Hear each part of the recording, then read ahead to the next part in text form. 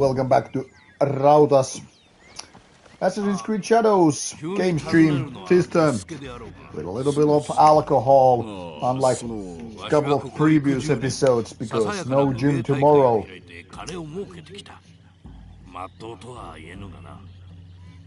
しかし非道で恐ろしい武者の一団によりこの大会を乗っ取られてしまうたのだ。奴らはそれぞれの武術に長けておるだけでなく相手を殺めておる。いつか自分に歯向かうと感じたものまで容赦なくな。公平な戦いとは言えぬな。そこでお主に会いに来たのだ。 Hello Dixon, how are you doing? Got any drinks? 恐れ知らずだと評判だぞ。奴らと戦い悪しき武者どもを追い払ってくれぬか。そしてこのわしと大勢の人々を救ってくれ。苦しみと理不尽な死から。 Because I for sure have drinks. Because I don't have gym tomorrow, I can for sure enjoy some drinks.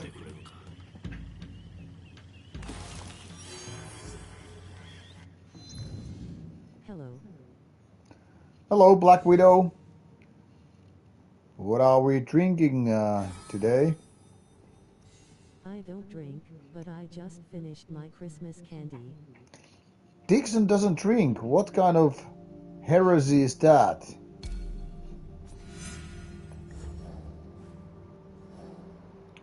Because to me that really sounds like heresy.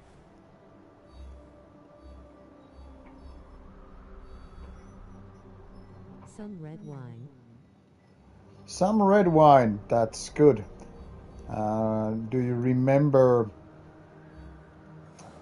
what kind of red wine, where it is from? I'm not a wine expert, but obviously... No alcohol, no sex, just work. Dixon, you're missing out. I can totally understand skipping alcohol, but when you skip also sex, how do you even enjoy life? Sex is like the number one single thing, best thing in life. Music is a good second, and maybe then drugs and alcohol.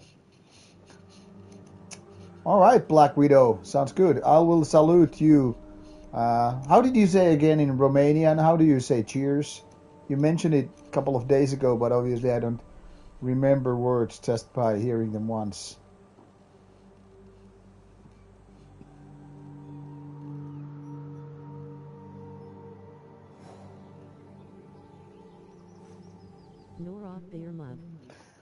Norok, yes, that was it, Norok. I'll say kippis. I have Jaloviina glögi. Jaloviina is a known Finnish brandy, kind of a drink. So basically, just, you know, shitty tasting alcohol. But this glögi malt wine is actually more like a nice liquor. It's only 20% strong, and it actually tastes good. To my surprise, this is leftover from Christmas when there were like these guests. Wow, I got some improvements in the game for some buildings in the hideout. And I got upgraded. It seems like these scouts are so much better now. So some of the last few hours in the game, I'm assuming, because quite much gaming done already.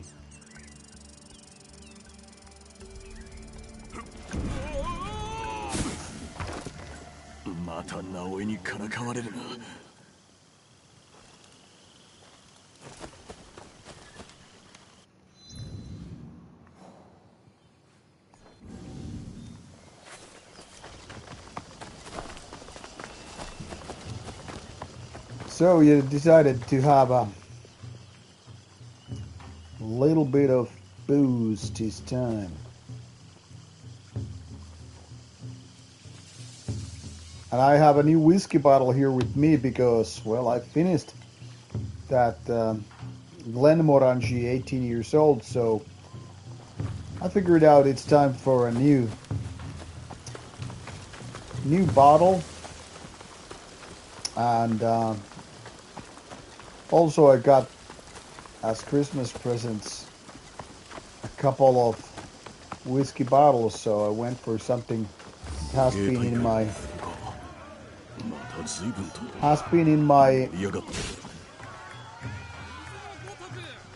booze barrel for quite some time. Hey, there was a Bruce Lee reference. Be like water. Very nice.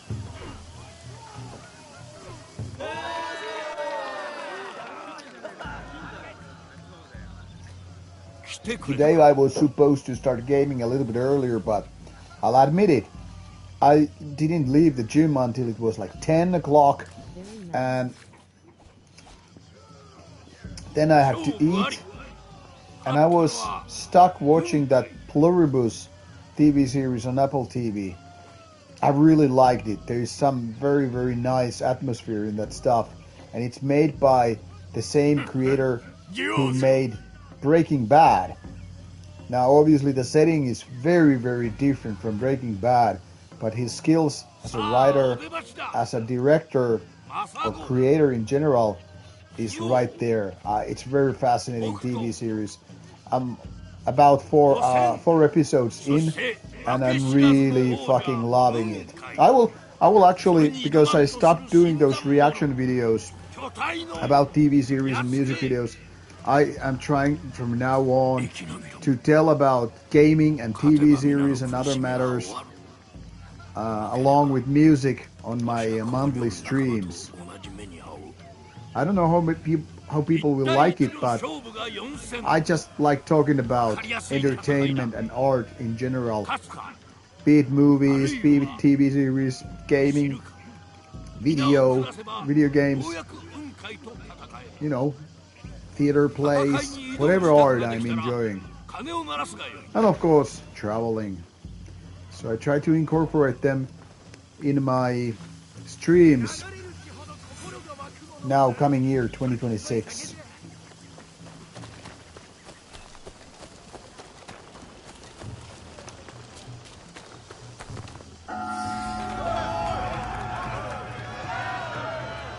I'd already filmed a couple of more episodes for January 2026. There's so much going on that I'm almost like running out of time with the videos, putting them out daily, but I think there is some interesting stuff coming up.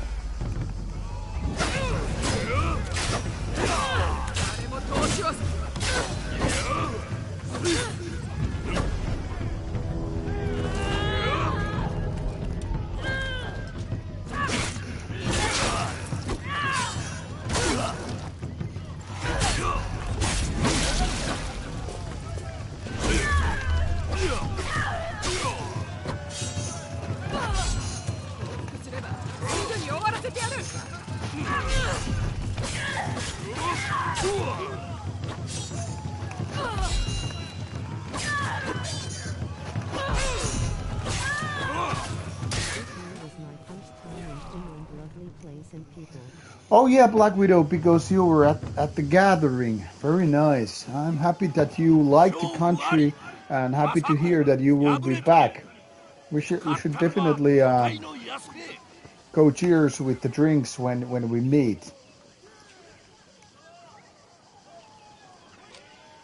And Steelfest smiling face.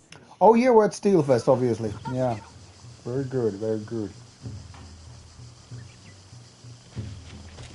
But yeah, I'm the weird Finnish person because I actually am very social. And of course, you know, I also like meeting people who I've got to know through Rauta. So unlike so many other Finns, I'm not really an introvert. Obviously, otherwise I wouldn't do streams or maybe even normal videos. But to me, you know,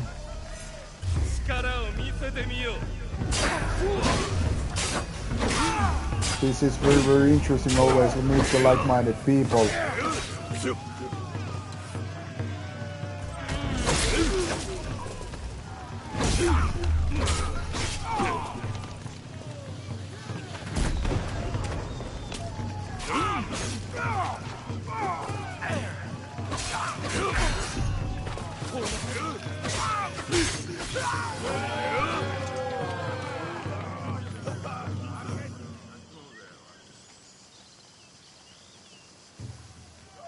勝負あり。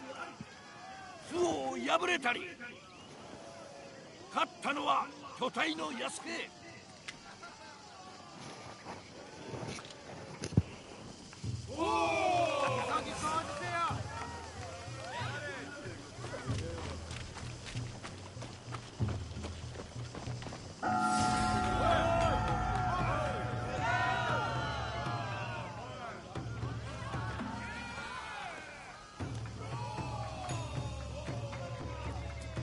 この金棒で潰してやる。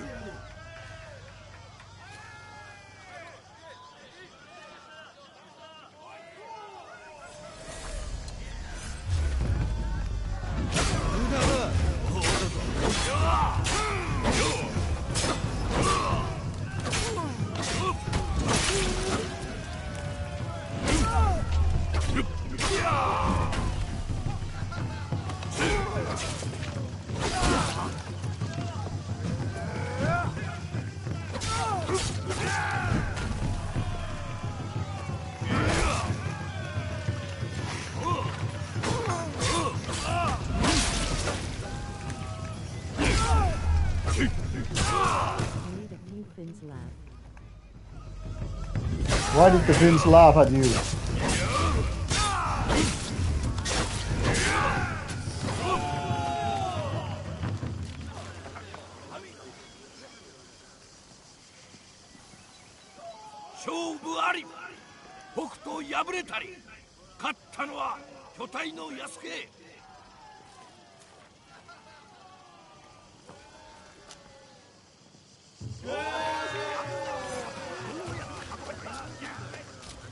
Had a few stories. All right, looking forward to hear some of those stories when we meet. この刃の毒を味わえ。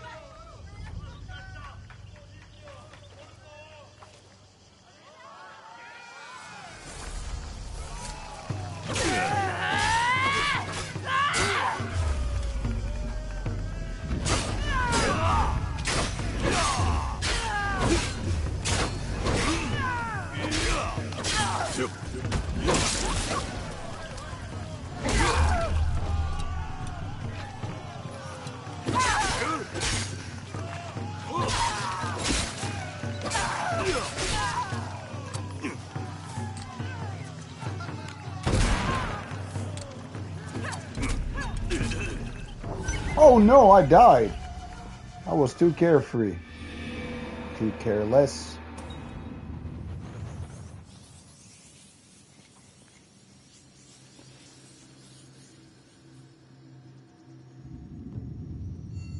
Oh no.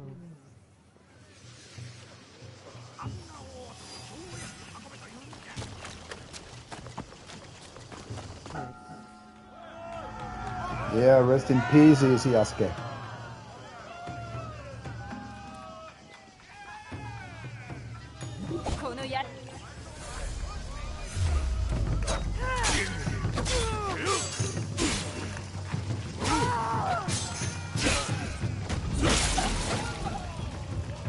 Now she will pay for her foolishness.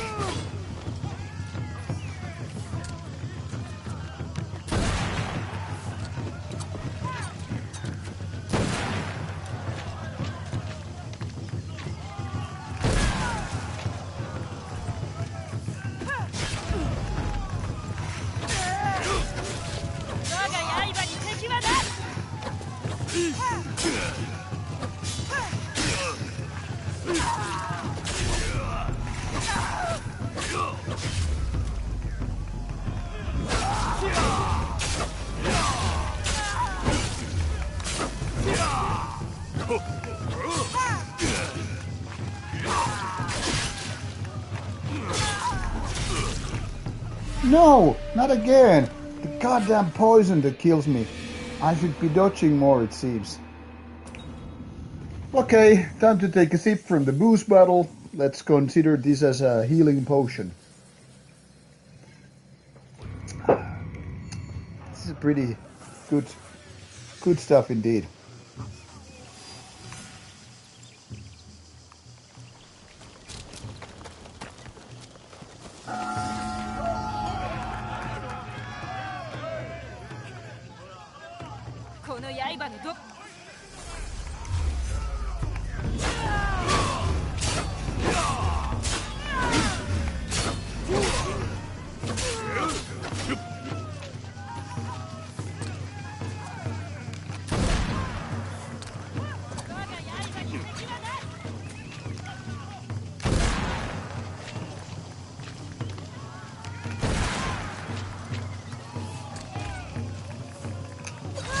Hey, come on! It was my reload fucking time.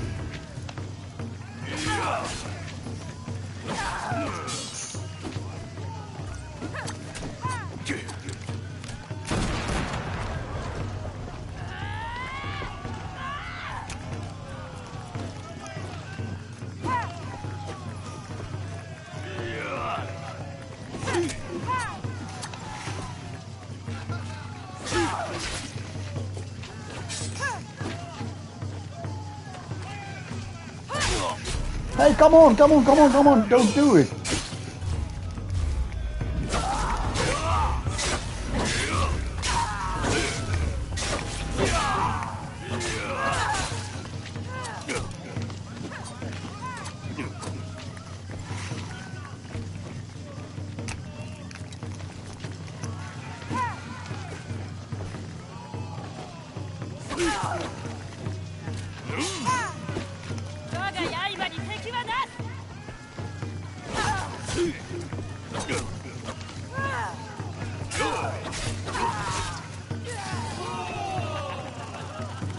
Finally. And now I'm out of those healing items. Shit. 勝負あり。汚染の毒はもう誰にも回ることはない。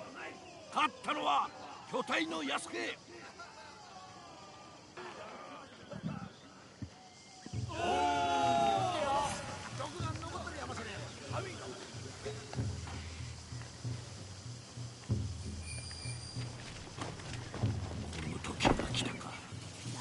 初めてではない。忘れたのか。我らの武者を信じるのだ。きっと勝てる。体の調子は戻ったか。最後の戦いは一筋縄ではいかぬぞ。雲海について教えてくれ。人の形をした鬼神だ。動きが読めず恐ろしい技を持つ。酒を飲ませるな。酒が奴の怒りに火をつける。我らの命運を託すぞ。これは大役だな。No pressure. But maybe some of the healing items could be very handy. 次の相手は雲海じゃ。決して奴に酒を飲ませてはいかんぞ。酔えば酔うほど強くなっていくからな。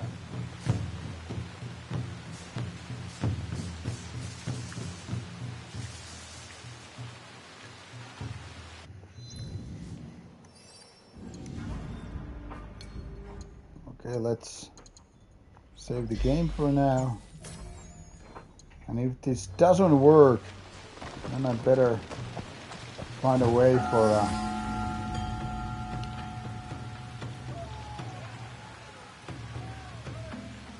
healing items. ようやくまともな相手が来よった。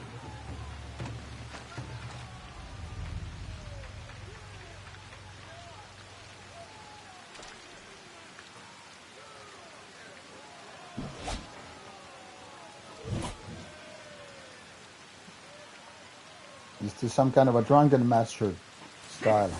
わしは公平に戦う。お前はどう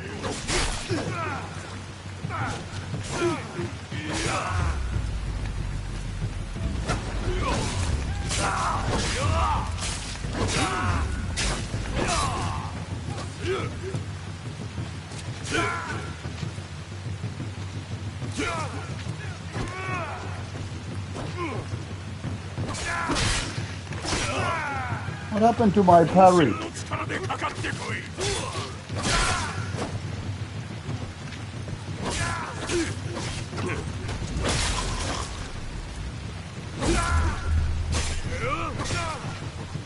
Master would be so fun.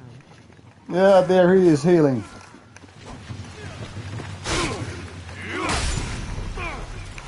I remember when we trained some Drunken Master style back in the days when the Kung Fu.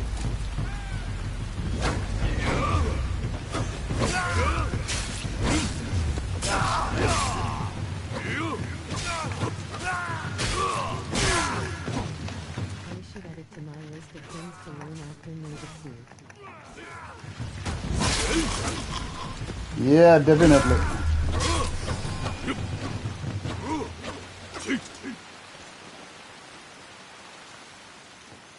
I remember those drunken master things were happy stuff to do. 信じられん。勝負あり。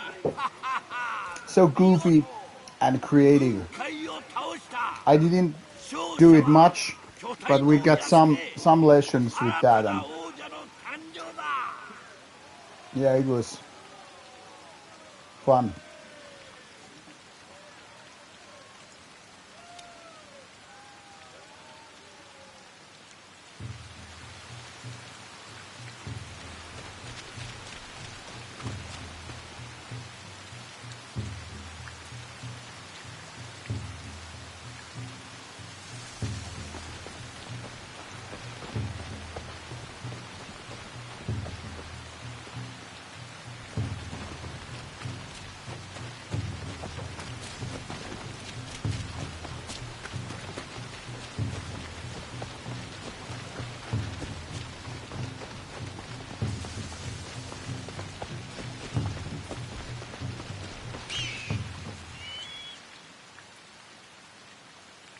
よくぞ我らを救うてくれた。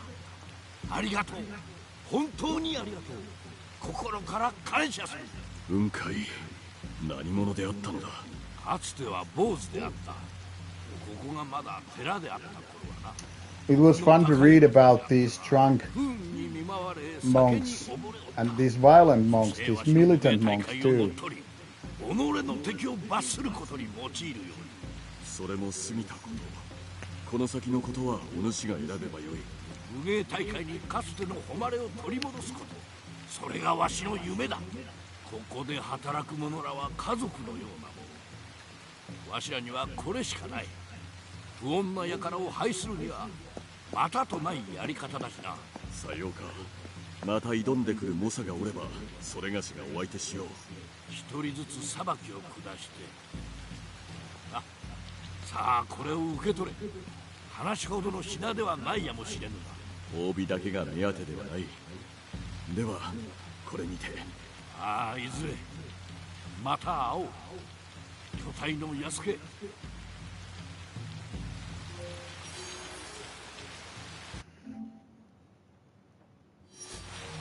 次に挑む者が現れたらまた声をかけよう。 Nice, level up 58.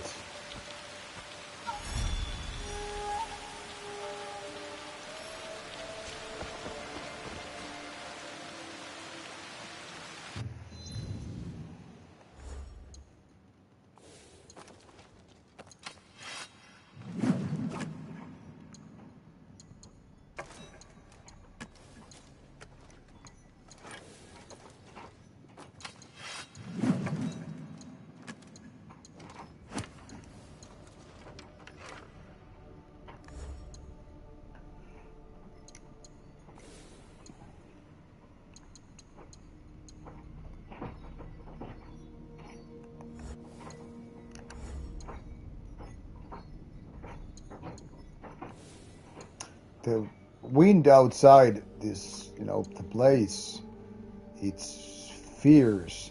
You can't hear it, but it's been crazy the whole day, throwing stuff outside and all.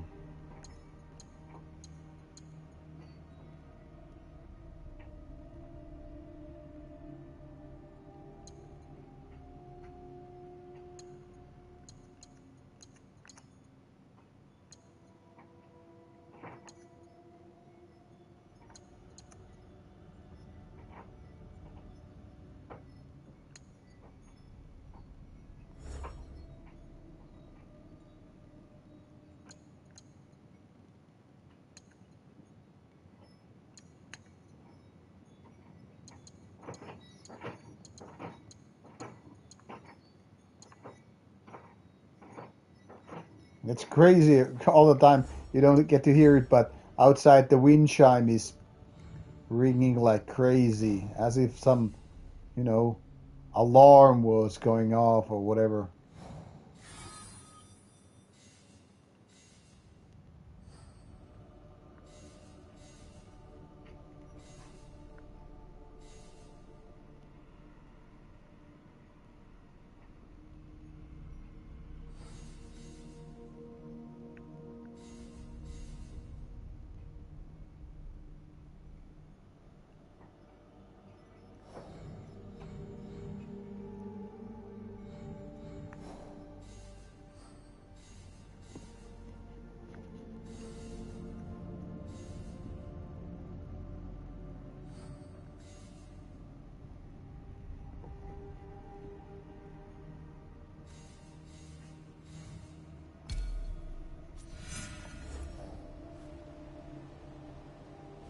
We need more Marty Short's smiling face with hard eyes. Marty Short's videos, yes, but Marty Short videos just happen certain events. You know, Marty likes to adventure, but he's not rarely. I mean, he's rarely around when there are no, events happening. But I have a gut feeling that we will meet Marty soon again.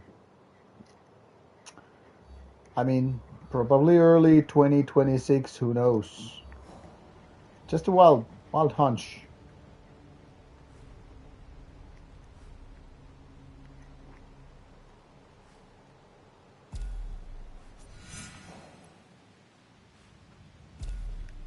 Yee.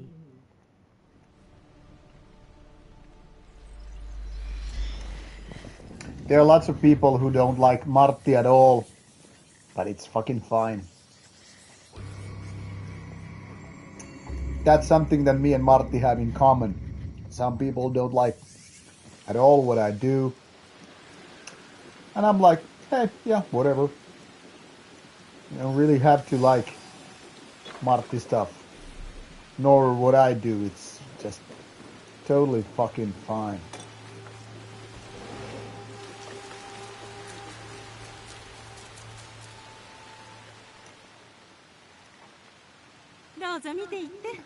It's like with music, not cannot please everybody, and one is supposed not even try that.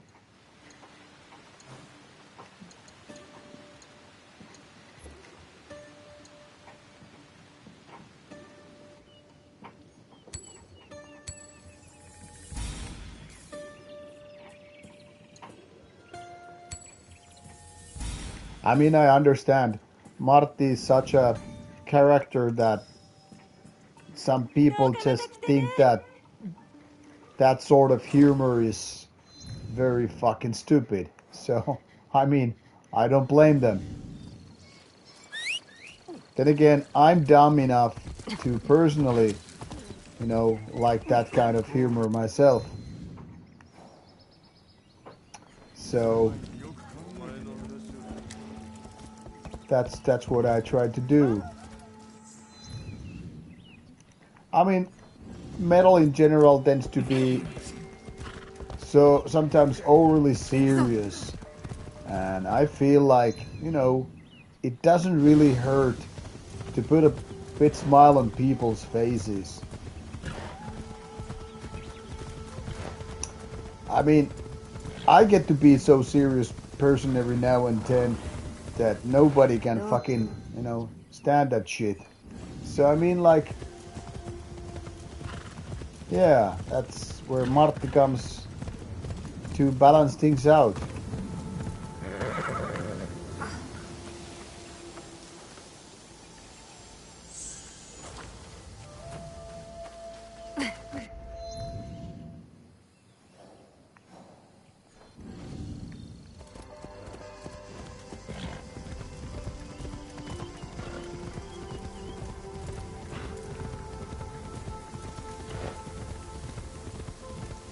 But it's equally important to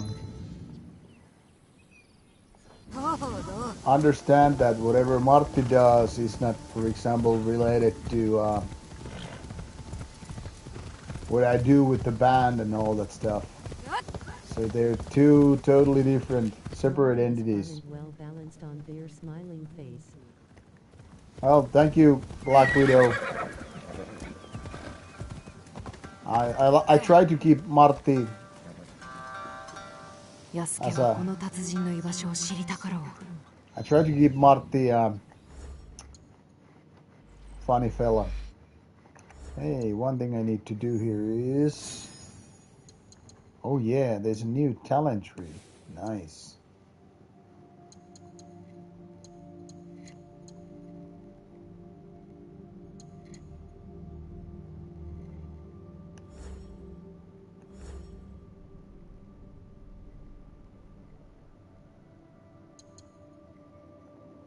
Suddenly there are so many different perks.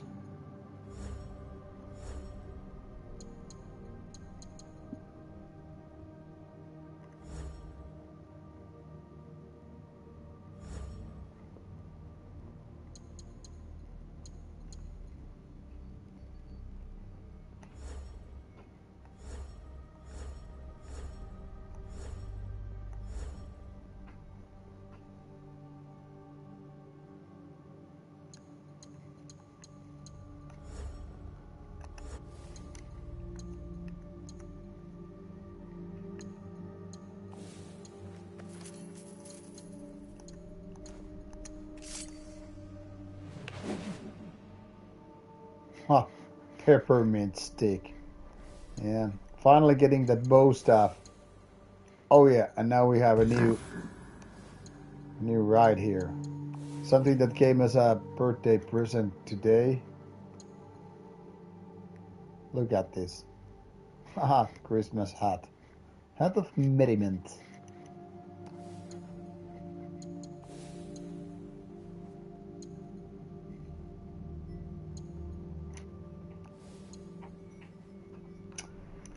Anyway, what I was supposed to say is, yep, doing those Marty videos is also fun for me.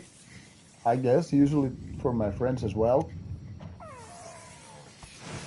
You know, they're a bit goofy.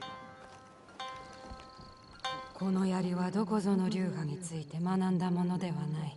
されど、戦で挙げた武君こそが強さの。Yeah, Dixon. I decided to go with it. It's actually the first legendary mount that this character has. So, yeah, let's keep it for a while anyway. Alright, time for a new kata. In case you're wondering, I actually automated these quick time events a while ago when I was a little bored of these long event playthroughs, you know, failing certain button and then you have to do it all over again. Didn't really fit well being tired or a little bit tipsy or both. So I was like, I don't want to lose my nerves in the game because of that. I mean, if there were like 4 or 5 button things, but now they're like 10 button things. So you might do 8 buttons right and then you miss one and then it's all over. And I was like, fuck, I'm not gonna do it. So I decided to automate them because personally I'm not after any kind of achievements, but then again I can do this with this kind of system, so why not?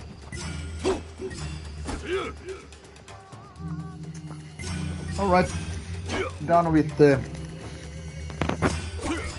Yalovina Lucky bottle. There wasn't much to drink, so all good now. And guess what? That is also a very good excuse to open a new whiskey bottle.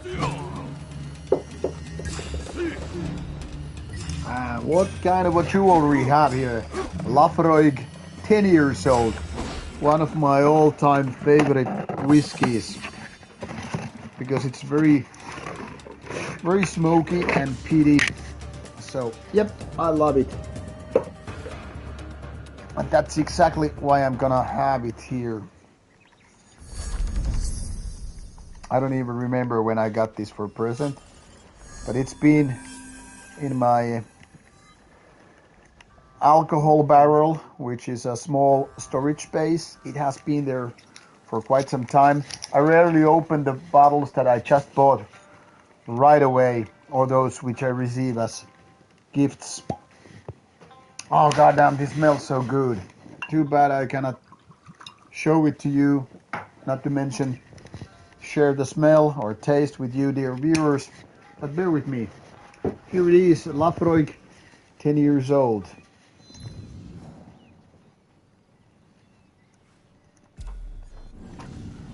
Alrighty, moving on with the Hello, Rauta. Hope all is good. Black Elite 10 is not bad. Hello, Jonset Rocks. Nice to have you here. All is good, indeed.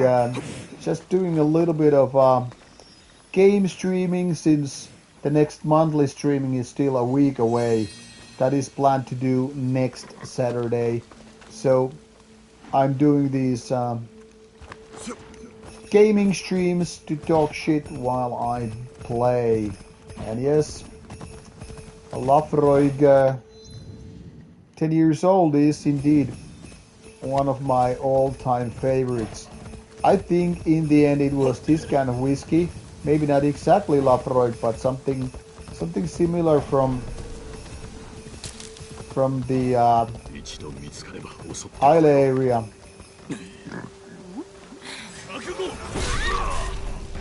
Was, you know,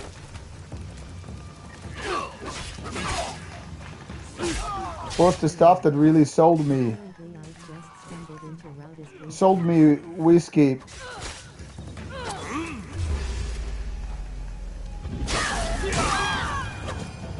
Whiskey in the first place. I mean, I thought I wasn't really a whiskey drinker until I was in my 30s. I'd obviously had whiskey already before that. Like, I mean, I was probably in my early 20s or whatever. But back in the days, I mean, I couldn't afford expensive whiskey. So I would just drink cheap ass whiskey, and of course it was bad. So I thought pretty much all whiskey is bad. Until I was in my 30s indeed. And then a friend of mine who was visiting our apartment, me and my friends shared apartment, he introduced me to some good stuff. This was around when I was 30. And then I learned, okay, so there's actually a difference between bad whiskey and good whiskey. I mean, in hindsight, it's kind of a very obvious, but you know, you never know it until you kind of first experience it. So, ever since I have been enjoying whiskey, so about 20 years now. But yeah, back in the days, of course, the first experience with whiskey was just drinking something cheap and often horrible. And Dia, yeah, welcome to the stream. And actually, never thought about it, but that's a nice nickname for these kind of streams. Rauta Boozecast. That's genius. I hope you invented that term by yourself instead of, you know, stealing it from some other one. Either way, it's genius.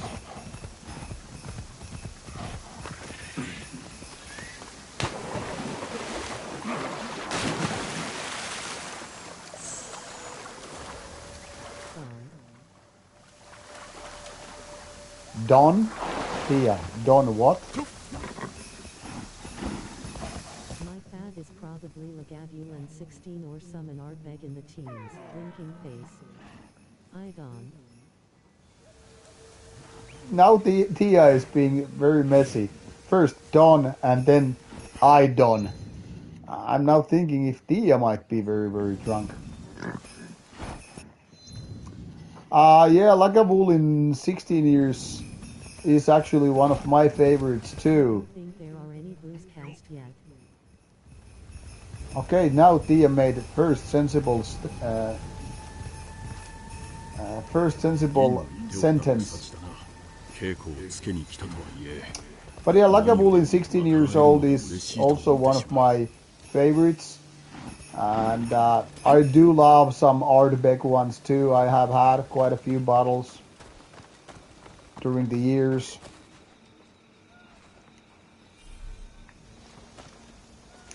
I actually remember a Tuska. This was maybe 15 years ago.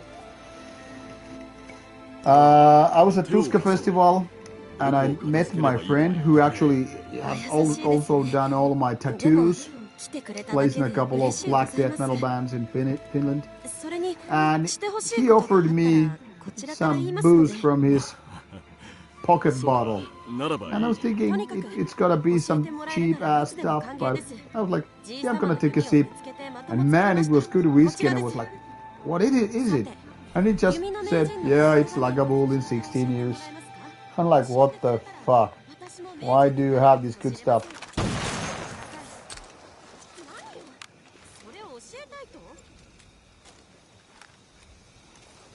Oops, I gotta change the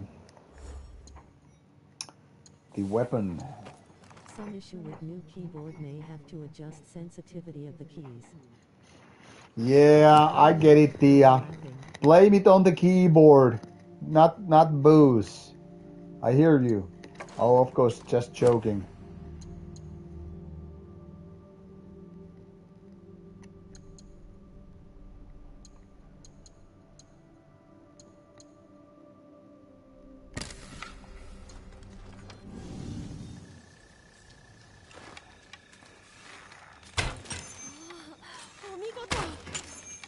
止めるのはいいが気をそらすな。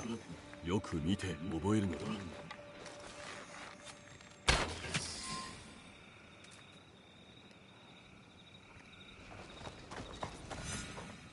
いつもはこうではないのだが、それが I know when you have a new keyboard, it can take a little bit of time to 師匠としては文句ないでしょう。 get used to that.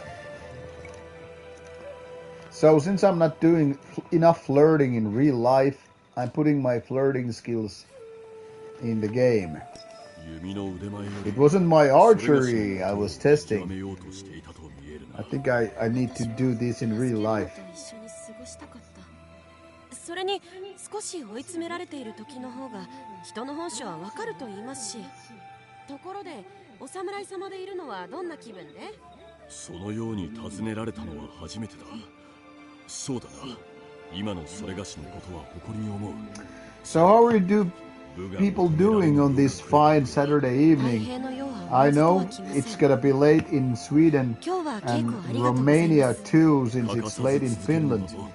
And we're not that much a different time zone. その頃には上手くなっているでしょう。もっといてもらいたいものですが。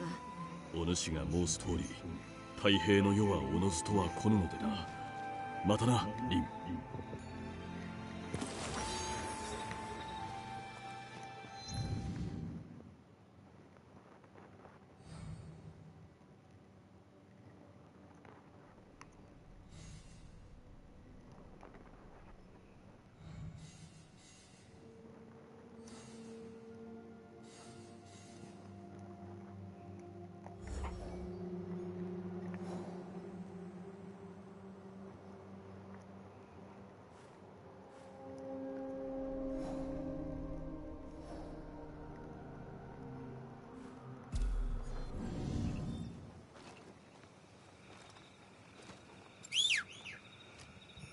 We have the same team zone, in planning for a trip with friends for tomorrow.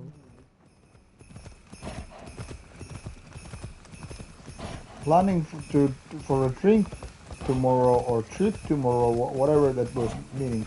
Yeah, they figured out that Romania should be either exactly the same time zone or maybe 1 hour difference. With Sweden we have 1 hour difference, meaning... Pardon my grammar, I drink some wine. Yeah, Black Widow, you are all forgiven because of drinking some wine.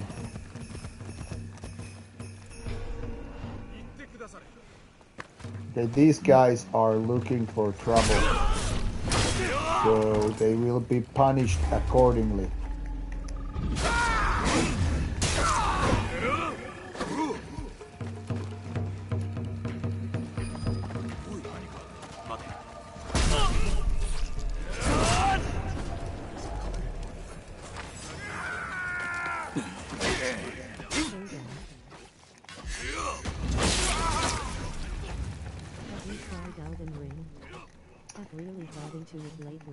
Yeah, I have actually Elden Ring on my Xbox, but I don't remember why it got unfinished. But it's time to continue at some point. I have only downed the first main boss and then some minor ones. That was a kind of a game that I borrowed from the library first to see if I would enjoy it and not blindly buy it, even though the reviews were, you know, praising it. But I wanted to try if I would lose my nerves with that game because of being too difficult and whatever. And yes, it's too difficult for me. I mean, not overly difficult, but, you know, not easy. And I don't always have the patience of, you know, grinding the games. I mean, I rarely do, because real life is such a grind anyway. But I figured out, like, hey, okay, I was liking it. So this was when I was living in Spain. I figured out, since I liked the game, which I borrowed from the library, tested it for 2 weeks, I decided that I would buy it at least when I would find a second-hand copy of it. So when I found a second-hand copy, this was while I was living in Spain, I decided to buy it on Facebook. Someone was selling Xbox copy of the game for something like 25 euros. And I was like, fuck, yeah, I'm gonna buy it. Here's the address. So when I got back to Finland after many months, there it is in my mailbox waiting for me. So I'll need to continue it at some point.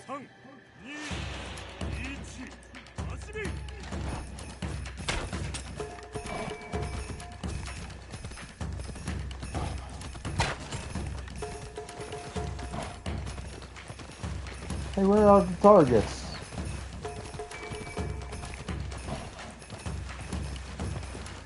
Okay, there was one.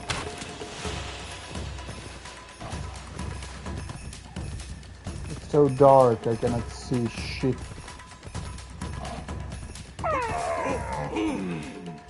And I'm like, where are the fucking targets?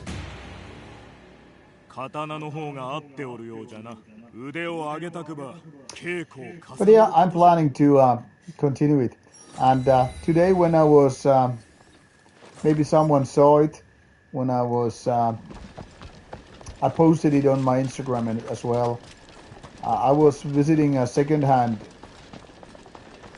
bookstore today because I still had some, you know, some credits. Yeah, I really enjoyed Viking Assassin's Creed. It actually sparked my interest towards the game. And it is because of Assassin's Creed Valhalla I became a Assassin's Creed fan that I am these days. Because I spent more than 130 hours with the given game. Fucking loved it. So as I was saying, today I went to the second-hand bookstore, and it was because I recently, earlier in December, took some CDs, something like more than 100 CDs, plus some vinyl and tapes and whatever. Something that I've gotten as review copies, but didn't want to keep myself, nor sell to any of my regulars, so to speak. I decided I will take them to a second-hand bookshop and trade them for something, like whatever they have. So I was quickly browsing. There was not enough time to see whatever they would have.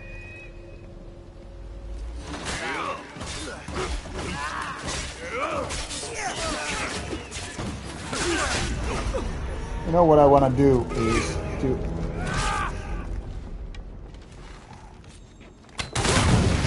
blow up these guys. Well, at least one died, not anything else.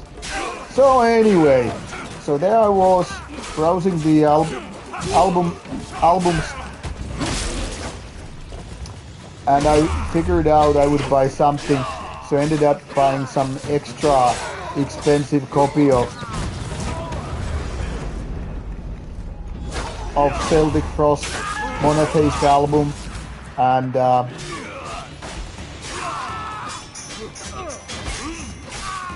then some Behexen,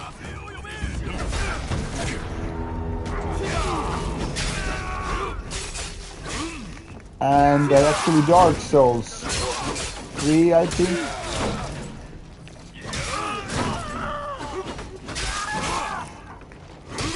But there were still credits for something like 155 euros.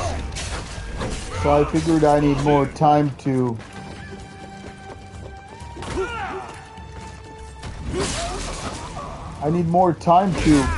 browse through the comic books and vinyl and CD shelves.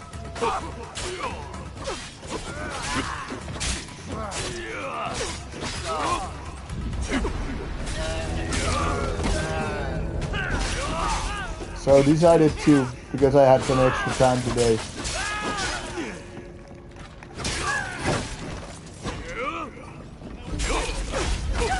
So decided to drive today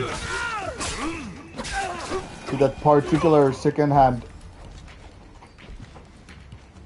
shop, and so I bought a couple of Manowar vinyl, which I didn't even have a CD, so it wasn't even so-called upgrading the versions, but getting something that I didn't already have, and also getting 3 games.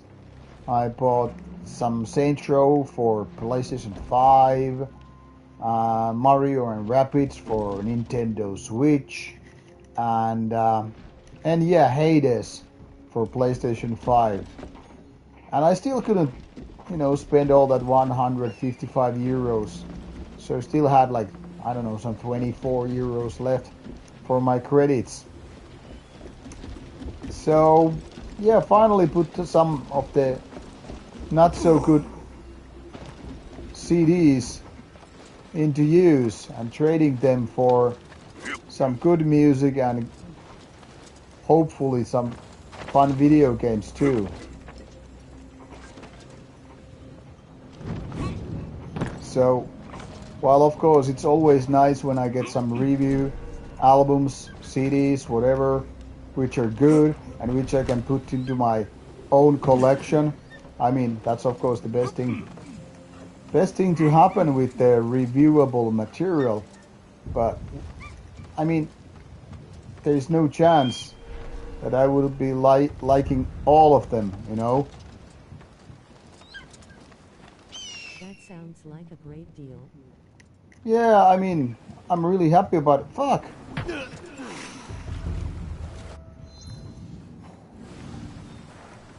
Because can't really like all of the CDs I get. So putting those not so good ones into actually something useful, like getting some good music for them, I mean, it was a nice deal for me.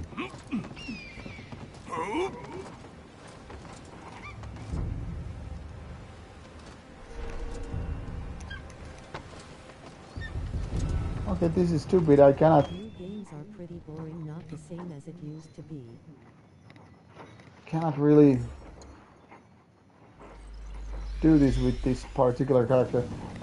I really have to disagree. I think a lot of good games. I think we're really living the golden era of gaming because there's more variety nowadays as back in the days. I mean, you could say that modern games are not so good as it used to be, but it has always been like that. Say 10 years ago, you would say the same thing about games in, I don't know, 10 years earlier. And maybe in 2000s, you would say the games are not what they used to be back in the 90s or 80s for that matter. Back in the 90s, you would say the games are not what they used to be. They used to be so much better in the 80s. And probably people in the 80s would say, yeah, the games of the 70s, they were so much better. You hear what I'm saying is, people will always bitch about the current times and say things were better in the past. And there's a word for that, and it's called nostalgia. It's almost like dreaming about getting back together with your first girlfriend because she somehow was so much magically better than whatever you met later on, My point here is people have this funny habit which they don't always realize that, just because things are different and just because you're not young anymore, things might not actually be worse than what they were. We are spoiled nowadays with all the great games. Yeah, Jonser, exactly. And personally, I think the variety of games these days is just something different,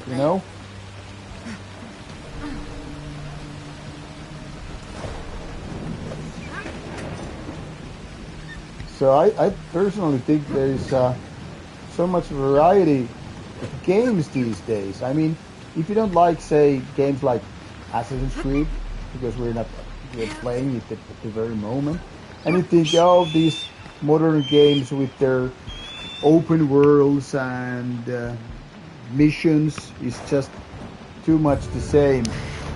Well, there's a plenty of old school retro games outside. I mean, just go for the Steam, and there has never been enough so much gaming as nowadays.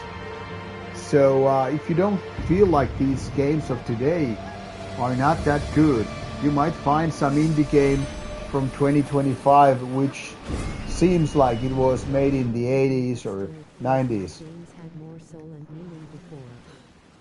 Yeah, Albvik, I think it's that when you get the feeling the games had more soul and meaning, I think it's just your nostalgia speaking once again, because that's how humans are kind of a hardwired. We are kind of a, you know, grown up in such ways that we think that things were better in the past, even though factually it is not like that. So I'm not so sure if games were actually having more soul back in the days. I mean, I grew up in the 80s and a lot of games were actually very fucking crap. And they were limited not only by technology, but because also people were not demanding so much. You know, games were very fucking simple. And because they were very simple, they surely did not have a lot of soul. I mean, in my opinion, things started kind of getting better only as late as 90s or maybe even 2000s, you know, and by that I mean, you know, that gaming stories started evolving quite late, because back in the days, in the 80s, you might not even have any kind of a story in your game. The gameplay might be just a simple fucking tennis game with two bats and a ball, and they say like, yeah, enjoy, this is the best we can deliver, you know. So I wouldn't say the games were better and more filled with soul back in the days. So if you feel like the games of 2000s were like,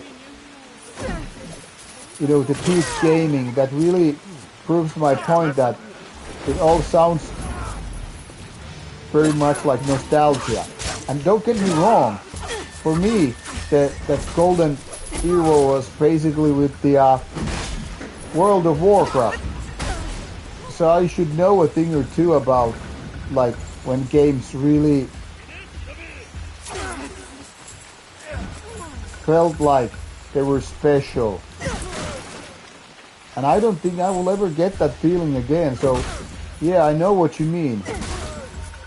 But for example, in my case, Games previously improved games now. I think nowadays they pay more attention to plots and character building. That's- Nostalgia is dangerous. that's exactly what I mean, Black Widow. Yeah, nostalgia is dangerous, and what Tia said is even more accurate, because it's so easy to see what you grew up with, teenagers and all that stuff. But in my opinion, games are really, you know, competing so much more, because there's so much more games nowadays. So there's more effort to put into these plot lines and character creation and all that stuff. So many games all the time now that there's bound to be some very bad ones in the mix. Exactly, the with so much you know, games put out all the fucking time. It's basically the same problem as with, you know, music. So when you have more music and more games available than ever before, you are kind of bound to see quantity over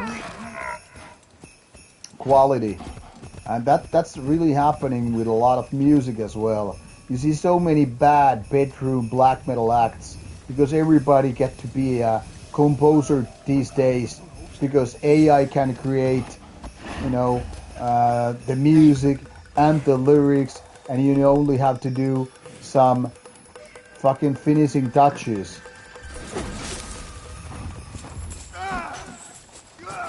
So that's the problem, and of course, game development is in the same pool. Obviously, creating games is more difficult and more costly.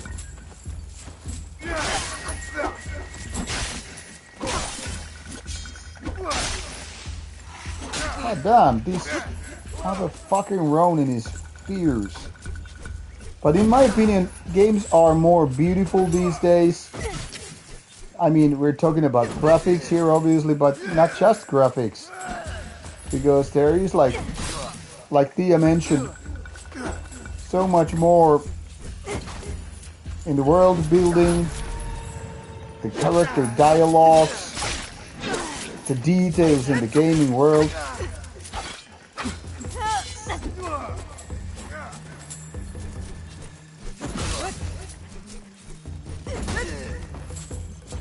And of course, there's so much more background these days. Assassin's Creed games are actually really good examples in the sense of how much effort is being put into these games. Like, well, actually, Aldvik, there are lots of retro shooters these days. So while I remember liking Quake a lot when it came out, it was partially because it was technologically so advanced. But in hindsight, you know, in my opinion, Quake isn't much of a good shooter. So there are lots of these retro shooters out there these days. And when they are doing these retro shooters without the technological advancements which Quake for sure had, they won't be making the same kind of impact. I mean, we have to understand that after Doom, Quake was so big of a deal, partially because it was suddenly a 3D shooter, and so the graphics were much more impressive than Doom. And not only that, Doom was basically 2D game, meaning there was no differences in floor levels. Everything was happening on the same floor. You couldn't have stairs up or stairs down. While Quake would have differences, you know, in 3 dimensions. So that's why I think that one of the major differences between I can't be arsed to do these places right now. So one of the key differences between Quake and some of those other games were that Quake was really... When I was a kid and it was pretty new. Tried it a few years back for nostalgia and it felt almost unplayable due to old graphic. That's my point, Thea. Yeah. So Quake was fantastic because of these technological advances. It wasn't necessarily so much better as a game than, you know, say what Doom was back in the days. Both were pretty much no plot needed, just kill all the monsters. No dialogue, no nothing fancy. But Quake was there with 3D graphics, and like I said, you could go up, you could go down, and monsters wouldn't be these sprite graphic things. So saying that no games like Quake could happen these days, I have to strongly disagree. And my background is in gaming industry. So while I never worked with a gaming company, you know, like game developers or anything like that, I've been in the gaming industry since like 97 or whatever. So I've seen plenty of games come and go, and some of them didn't really leave, much of an impact. Might have been good games, but because of marketing, because of various differences in the world, a lot of these games didn't really make that big of a thing. But Quake had this technological edge, and when you compare that to say Doom 3D, Duke Nukem 3D, sorry, not Doom. The thing is, Duke Nukem was not as impressive in technological side, but it had one thing that Doom nor Quake had, and it was interesting main character with personality. Now, if you think about the Quake main character or any of the stuff, there were no NPCs. These main characters were not even saying anything. The only way they would interact with the game was basically opening a door or killing monsters. So it was very fucking simple. And in those terms, I don't think many people would, actually, miss games like that. Because it was very fucking simplified gaming. And now I'm lost in a fucking coastal ways. I need to get out of here. So my point here is, those games might not feel so sweet if they were released these days, because they were overly, simple experiences in the end, outside the technological, things. Like Doom was not the first game to do proper first-person shooting things, but obviously it was so much more than. Fuck it, I'm gonna just too fast travel. This is way too boring being stuck here on the coast. So what I'm saying here is, Doom was basically killing demons instead of Nazis after Wolfenstein 3D. The technological jump wasn't that much of a deal, but Doom was promoted in fancy ways. Like you could get 1/3 of the whole game for free, because it was delivered what was known back in the days as shareware. So you could get like 1/3 of the game or so for free, if I'm not mistaken, if I remember it correctly. So when people had the possibility to play the game so much for free, obviously they wanted to have the whole game. Now imagine in a world without Spotify or whatever, that you would get a new album, say some Burzum album, and you could get out like 3 tracks out of 9 for free.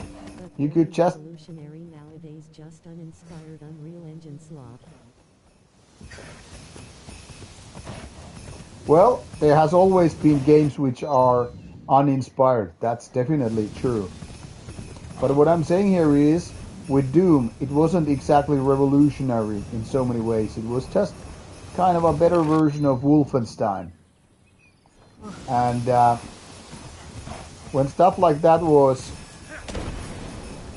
put out, it would not probably been flying so well if it wasn't for this 1/3 of a free game you would get. And of course, with Quake, suddenly, like I said, new graphic design, new graphic engine, real 3D, wow. Then again, games like Duke Nukem made its way with the main character.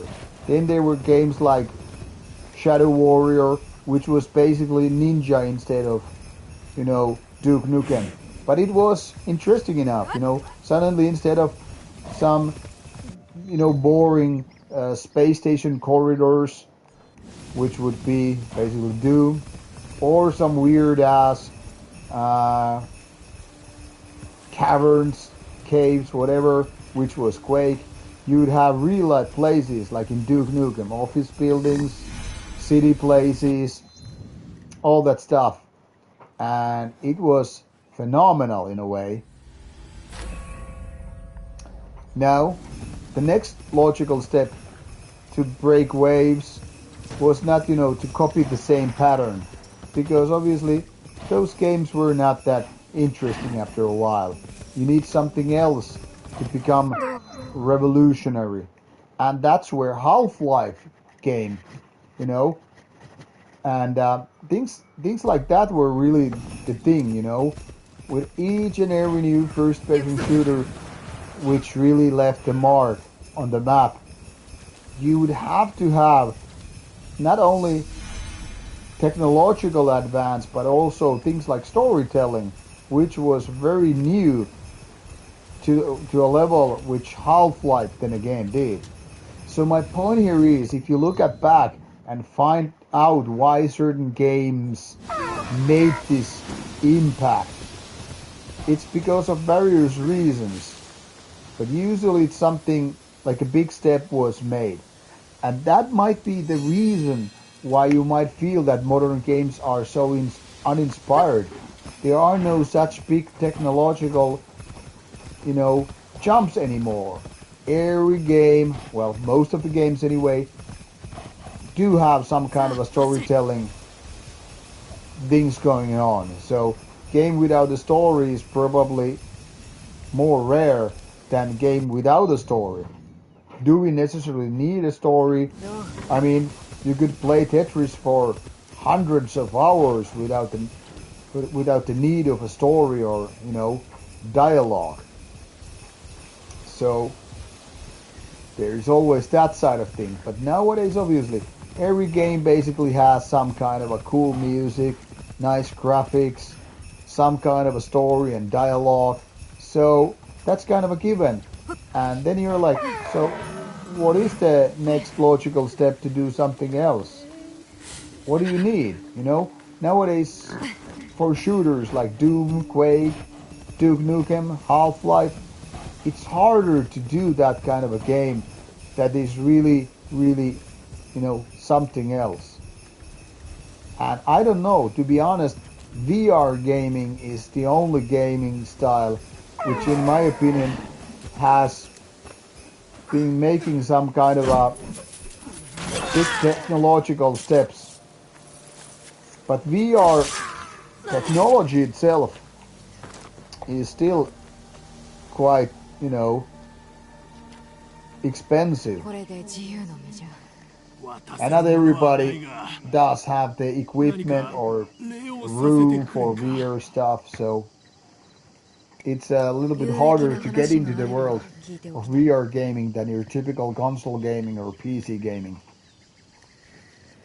So as I've been joking many times, in a way, VR Master Race is really the thing,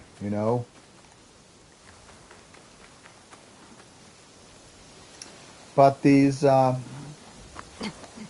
revolutionary games are rare these days. Much like it's harder to be this badass new wave, black metal bands as opposed to how it was back in the days.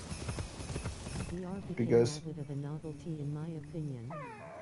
Yeah, if Half-Life re-released, people would go crazy again, I think. Yeah, Aldvik, I think Half-Life 3 has such a legacy on its shoulders because the first game was phenomenal.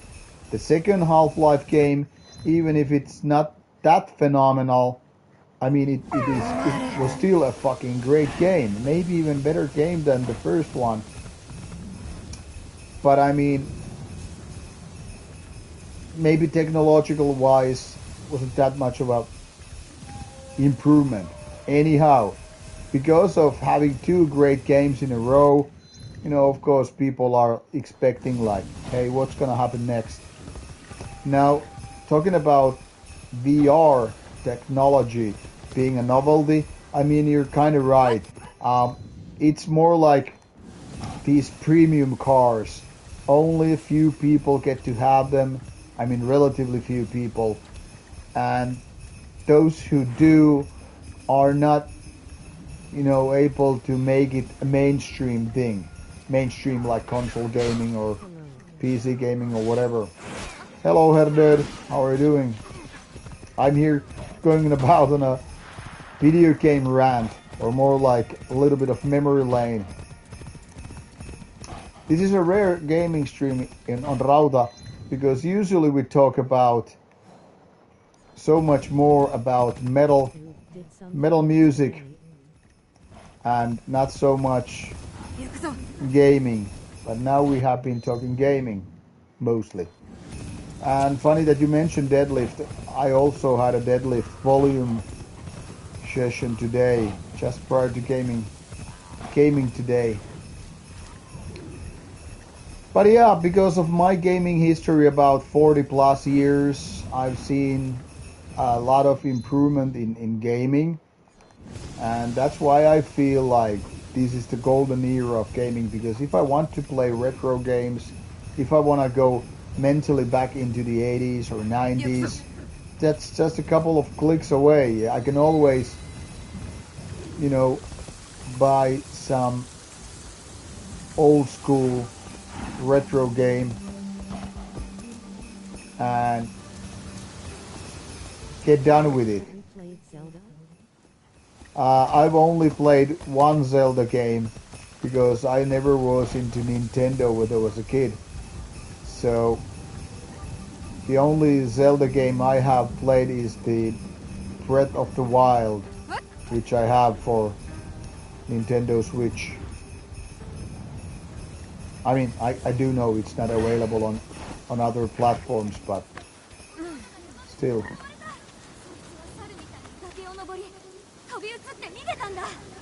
And I like it, but I don't see myself playing so much with Nintendo at home as I'm here with PlayStation 5 or Xbox Series X. So mostly when I play with Nintendo, it's mostly when I travel. One of the things what I don't really like as much with Nintendo gaming is that they're kind of a childish. It's not like it's that big of a deal, but I mean it kinda is. I mean, I get it. Nintendo is like the Japanese Disney in the sense that they want to do their own stuff. It became a bit of a craze for a little while, but it didn't become as big as it was hyped to become. Yeah, great on PS5. Yeah, I think you're right about VR gaming, but the difference between 3D movies and VR gaming is that VR gaming is so much harder and more expensive to set up versus 3D movies. The technology is actually so good with VR gaming that even kind of a crappy games are fun on VR versus...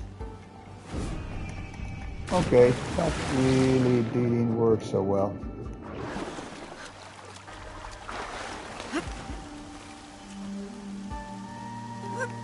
But yeah, I played some VR games which I would never play if it wasn't for how wonderful the VR is. Looking forward to the James Bond game. Yeah, I as an old James Bond fan, I'm definitely expecting something good out of that James Bond stuff. It was only like 2 years ago when I watched all the James Bond movies except for the last one, because that wasn't available on Amazon Prime at the time. So I revisited a lot of my childhood classics as well as the certain other ones which I hadn't seen. And when God of War on PS5 was mentioned, yeah, that's truly one of the games that had great graphics and fun storytelling.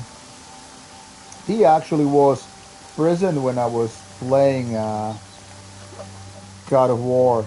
I remember when I was talking to Tia about my first trip to Bergen Beyond the Gates Festival while playing Gods of War. So, nice memories. We talked quite a bit with the our God of War streams about the festival stuff and all that stuff. So we have a lot of history related video games and black metal events too.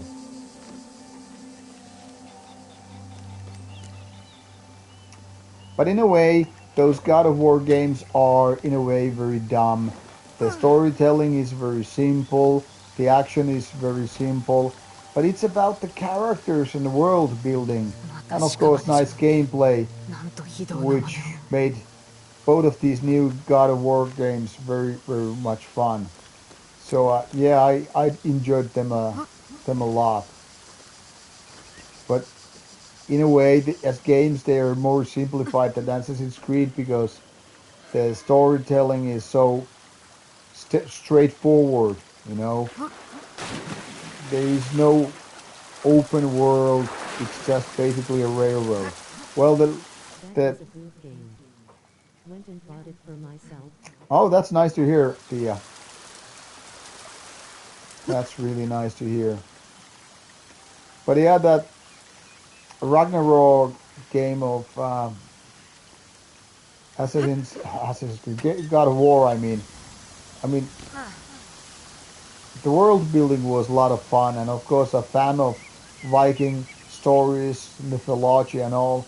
It was great. Good voice acting, beautiful graphics, fun to play. But the semi-open world, it was still quite railroadish versus what you have games like this.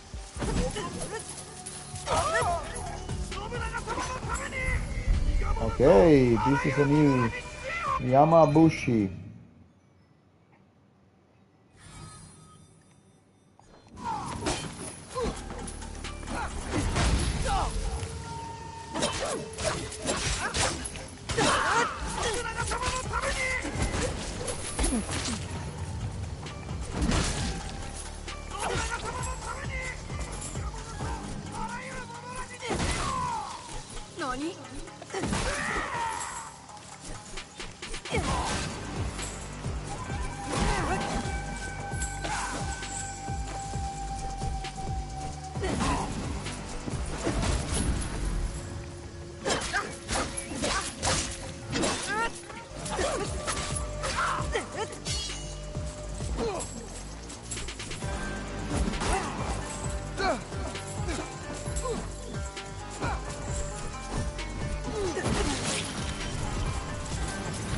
And beautifully done, even if I say myself.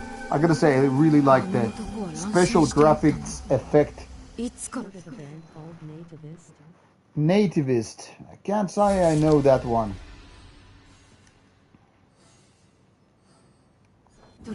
What about the band? 信長様のためにと言うておったの。偽山伏がその名を口にするのは初めてではない。我らは影に生き、光に奉仕する。これがこの者たちの心情か。我らの思いそのもの。安家が気に入りそうじゃ。この文にはお母のことが。お母は忍びの達人で、弟子からも慕われていた。この地で人を集めようとしておったらしい。すべての砦を見つけた。下等州は続いておると先人に伝えられた。US-based band, the vocals are so raw and primitive. If you like vocals that stands out, you should check them out. Alright, sounds interesting. But I still have to repeat myself that whatever it is, I'm still very much stuck with the bands that I need for my projects on Rauta. So I really have the luxury of extra time to check out bands outside reviews unless they are somehow related to these Rauta projects, because I'm still very much unfinished with my Finnish black metal series.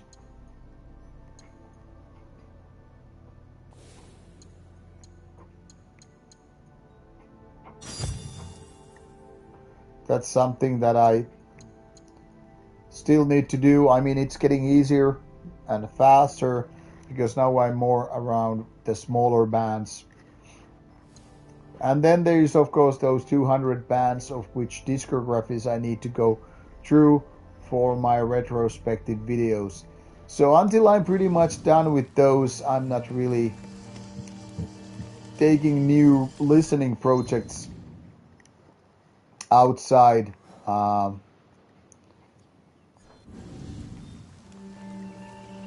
outside my review albums.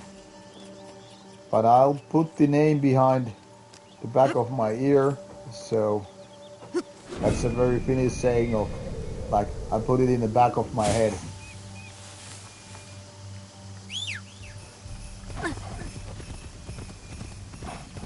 But yeah, I still haven't even done those retrospective videos of bands I interviewed in 2017, and that was almost 9 years ago.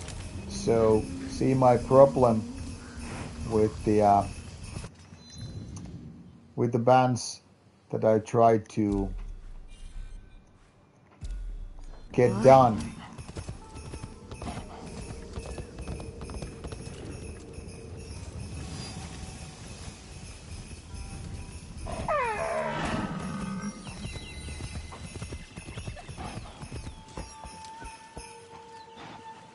Where is this place? 頑張れ。禁じられとるわけではない。酒ではない。言動がおかしかったんじゃ。こちらへ来いとか血がどうとか山道の途中でじゃ。しかも逃げるとき、そやつがホラ貝を吹きよってな。恐ろしい音じゃった。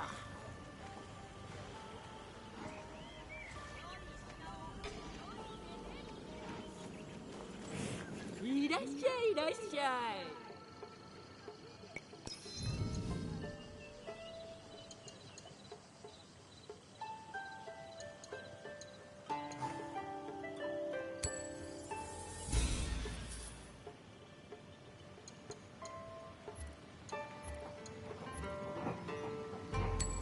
And I hope that people don't take it personally when I don't really accept recommendations outside my review list. It's nothing personal, and by no means it's nothing related to being snobbery or whatever. It's just that in order to finish my projects, there is so much stuff I need to do.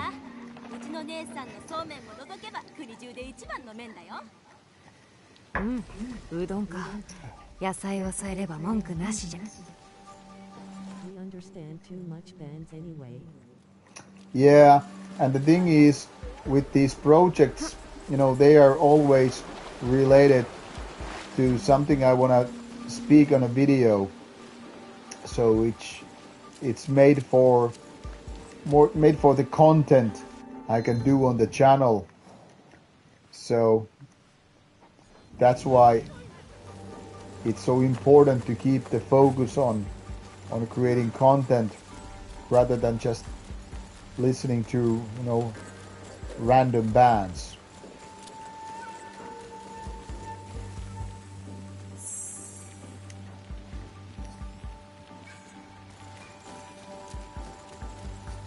I mean, things would be very different if I didn't do reviews at all. Then I would be just, you know, I don't know, listen to what the fuck I want and all that stuff. But since I always try to keep the channel focused on stuff like doing this Finnish black metal project to tell you about Finnish bands and all, I mean, it just takes time.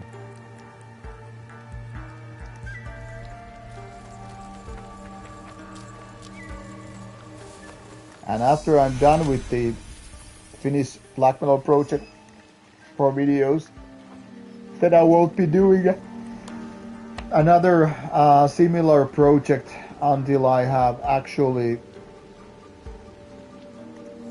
you know, finished doing those retrospectives. Because there's only so much one can do.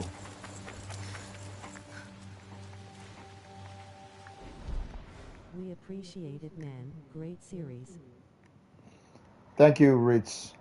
I mean, it's good for me too to listen to some of the bands which I haven't been listening for a lot of years. There are always some albums which I have missed over the years, or even bands. But it's also what I feel like doing for the scene, if it makes sense. Doing for the bands, to talk about them. And I've been getting some nice compliments from the bands, and the bands have been happy that I've been mentioning them in my episodes. So of course it's nice to hear that the bands also appreciate being mentioned in the series. So in a way it's my way, if that makes sense, to say thank you to the bands, because obviously I'm not telling people what they should be listening to.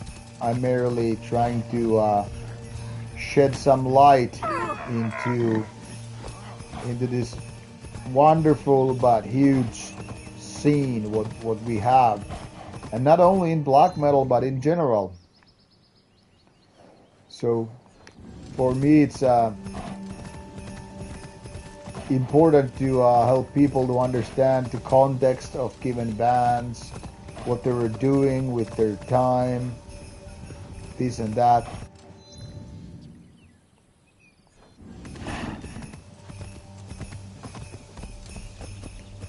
So basically it's sharing knowledge and experience with you guys. And of course, those who don't care a shit about those bands, it's just fine. And it's as simple, then just don't follow the given videos. It's totally fine.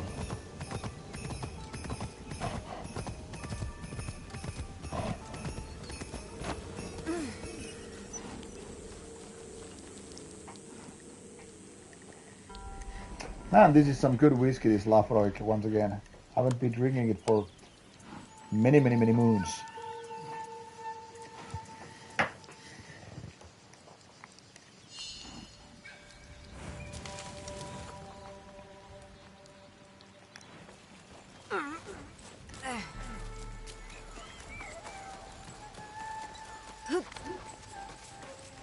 And about those retrospective videos, my reasoning is as simple as saying that it is also my homage, in a way, to mention these bands again, which were kind enough to do these interviews with me.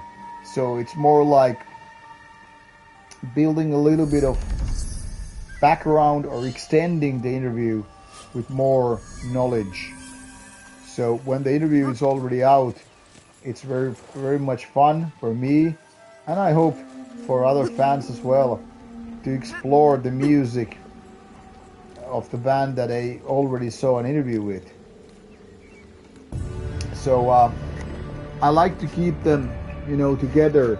So first maybe they see an interview, or maybe they see this retrospective first, and then they get interested in checking out the band. Doesn't matter in which order they do that, but I hope that these retrospective videos and interviews kind of help people to understand what's going on with this given band, because obviously with one interview we just can't go through the whole history, we can't go through all the albums and all that stuff. Not that I would know even, about everything about every possible band, but yeah, I hope to shed some light to these bands, so the people, will learn about them, and hopefully, get to enjoy them. Very simple thing in a way.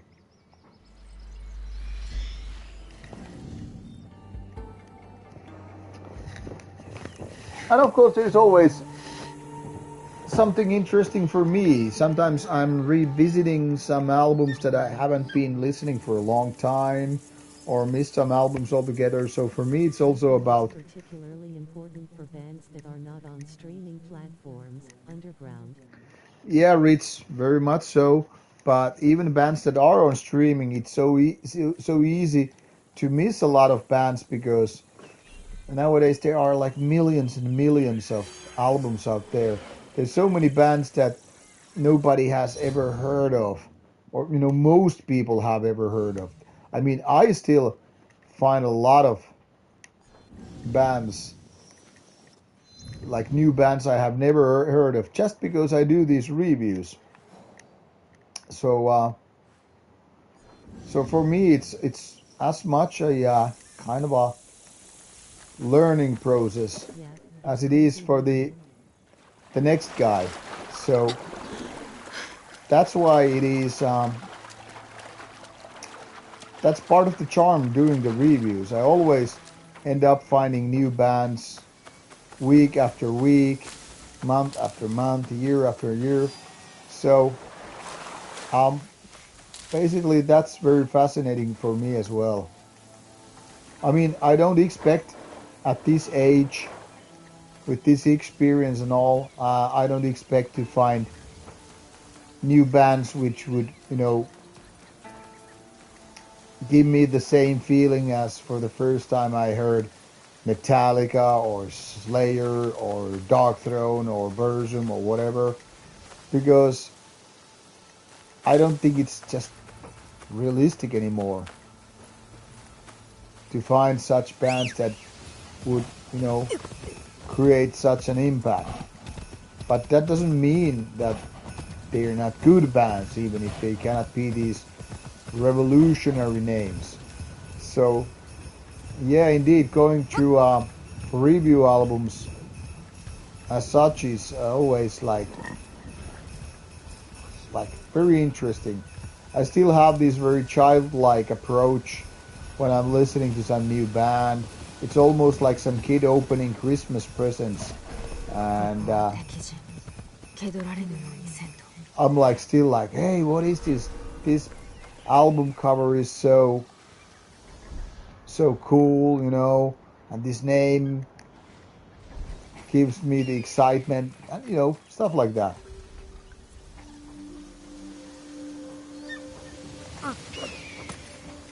So it also keeps me, in a way, more energetic and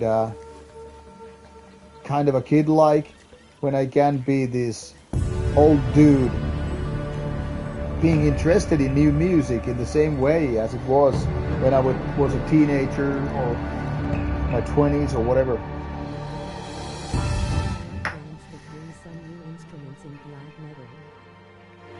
Yeah, Black Widow. That is definitely one good thing, that bands that are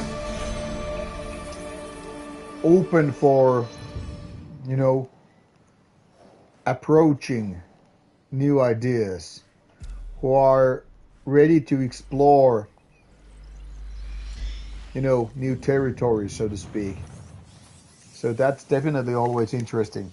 I mean, let's be honest about it. Some things don't necessarily match with one another. So some bands which might put, say, something like harmonica or whatever in the music, well, maybe it's not gonna work. But I mean, then again, there are some unexpected. Well, yeah, that is another extreme. But I mean, of course, when, for example, Carpathian Forest introduced us that you can have saxophone in black metal and make it work. I mean, it's a grand example of how much you can think outside of the box. Because I don't think many bands before Carpathian Forest were like, yeah, saxophone is just very compatible with, Norwegian second wave black metal.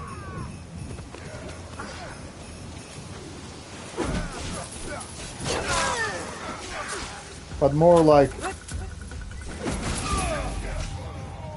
Like you can do this and that. And if it works, it works. I always appreciate hearing from you as an experienced and knowledgeable sir. I always value that. Well, thank you, Rich.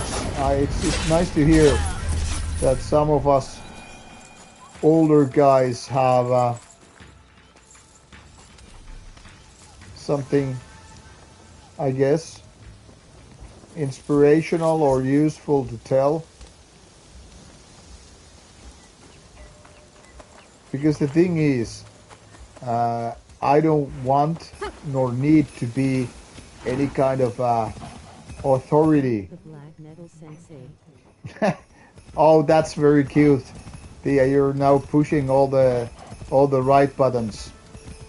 If you only could make me blush, that would be the right way to do it. Yeah, and I don't feel old, so there's that. As long as I can lift heavy weights and enjoy my life, I don't feel old at all.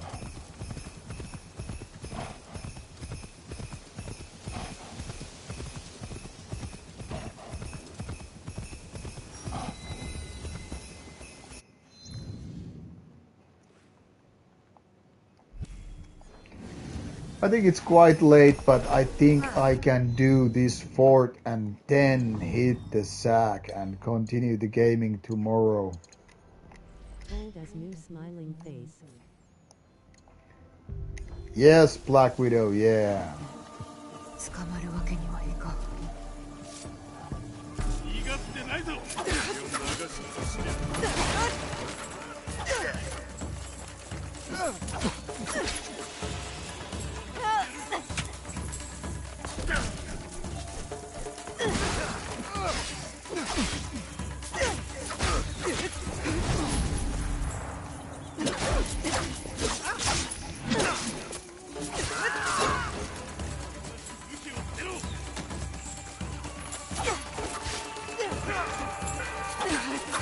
Oh goddamn! Now they're doing the alert again, and I'm kind of fucked.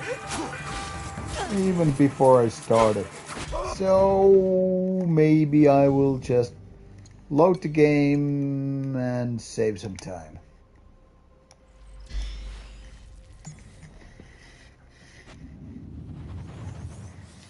Let's be a little bit smarter this time. But yeah, you know, as long as I have the energy to explore all the content, interview people, listen to some new music. I mean, of course, revisiting old albums is still very important. I was just going through a lot of old Morbid Angel albums. And, you know, doing those good classic albums. Oh man, it feels so good.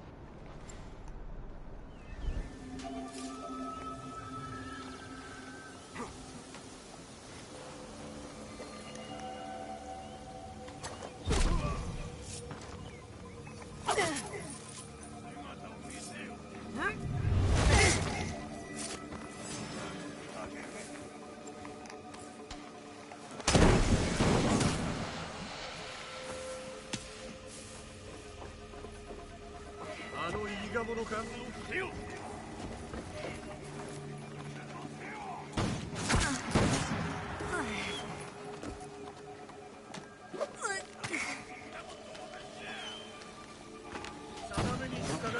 God damn it. Can't be this hard. Fuck you.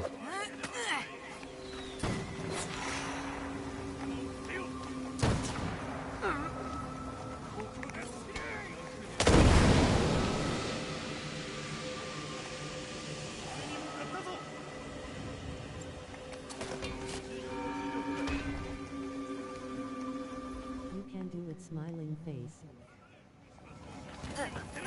Yeah, of course I can. Because I'm the kind of a can person.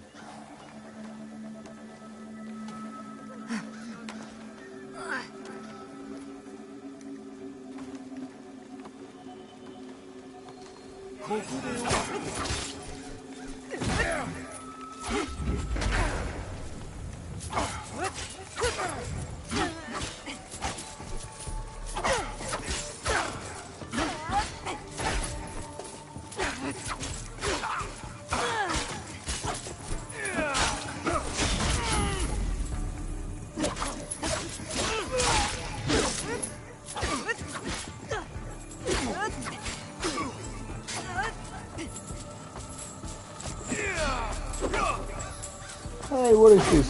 Stuck in a fucking...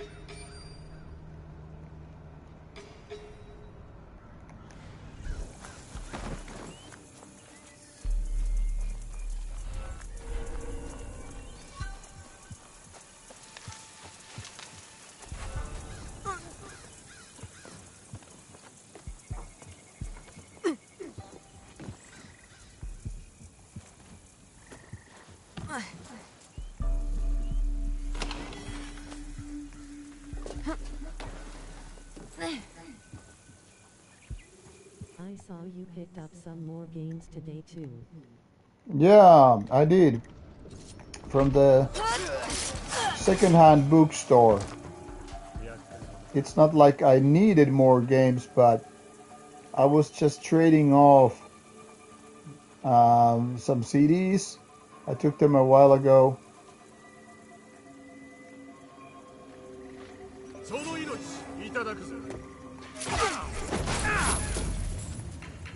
So I had some credits in.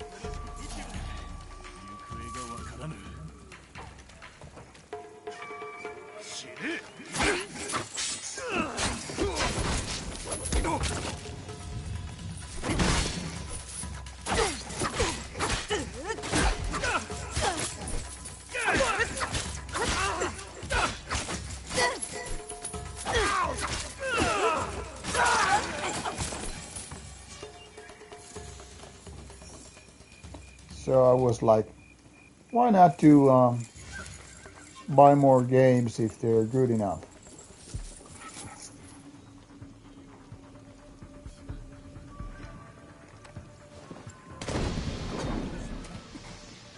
Fuck. Wrong weapon.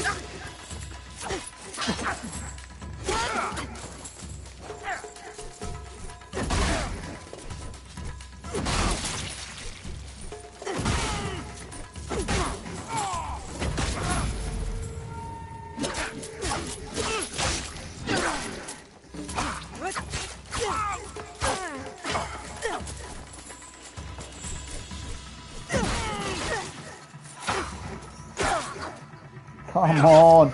Come on, what is this? What are you doing?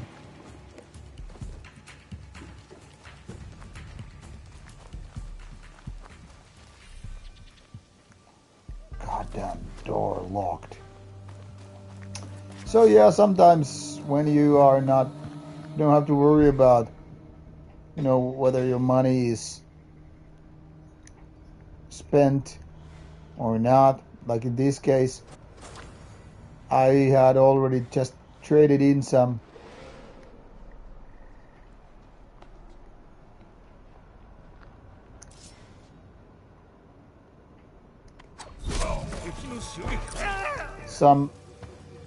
you know, CDs.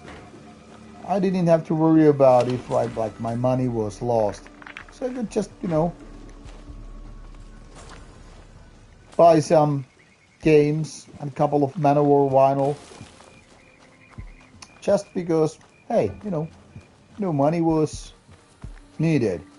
I got rid of my extra CDs. Yeah, always a good deal. No money out the bank.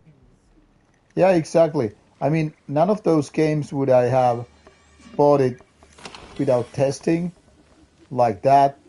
But since I had just taken CDs I have reviewed, didn't pay a single dime for them. So it was like just getting some stuff out of my shelves. You know, perfect thing for me, really. Basically, almost like getting trash out of the shelves and getting some interesting stuff, you know, for trade.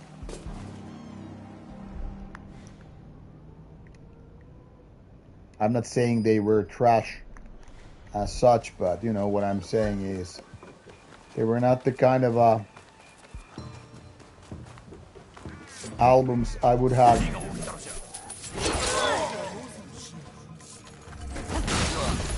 not the kind of CDs I would have kept myself anyway.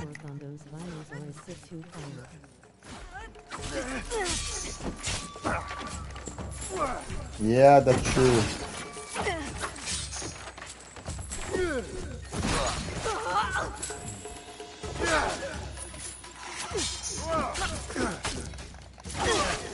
What the hell is happening? Why I don't parry with the stuff?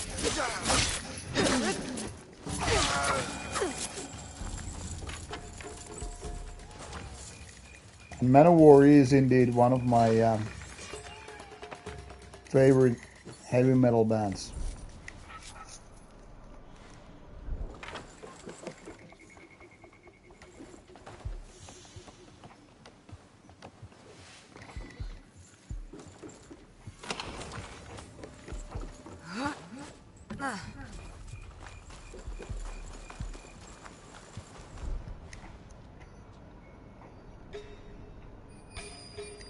Nice.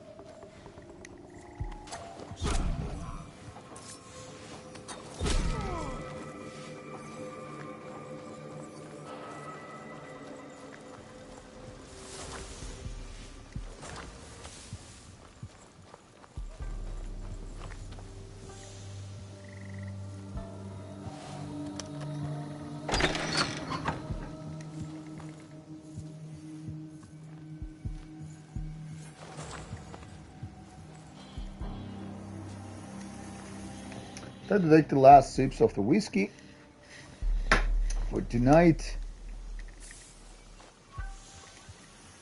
And getting prepared to hit the sack soon after. And I'm sure a lot of you people have better things to do than just see my gaming on Saturday night.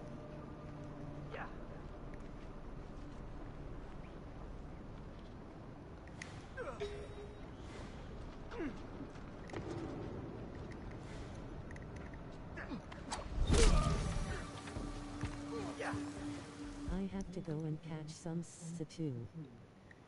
Yep. Good night, Black Widow. You have totally deserved your beauty sleep. Very insightful. I'd love to hear you interview Ms. Moore, Forgotten Tomb, Worm Witch, Psychonaut 4. Good night, Black Widow. Thank you, Bryce. However, as fun as it would be, interview all of those bands, it's not so easy to organize a lot of those interviews, partially because, you know, certain bands just don't play shows, and as such getting those bands to interview is hard, and also of course because,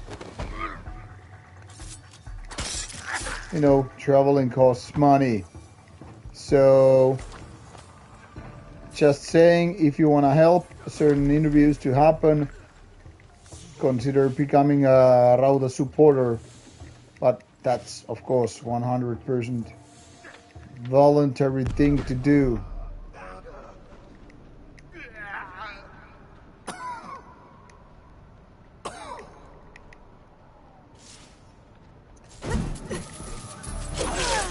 The interviews themselves will be always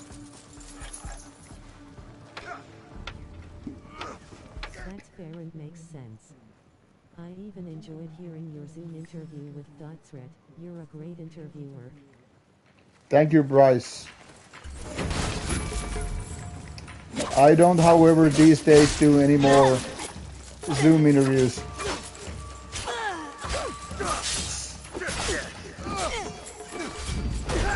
That was only when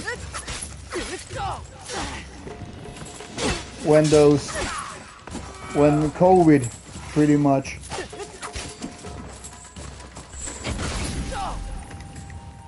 stopped all these gigs and live possibilities happening. So on my behalf, those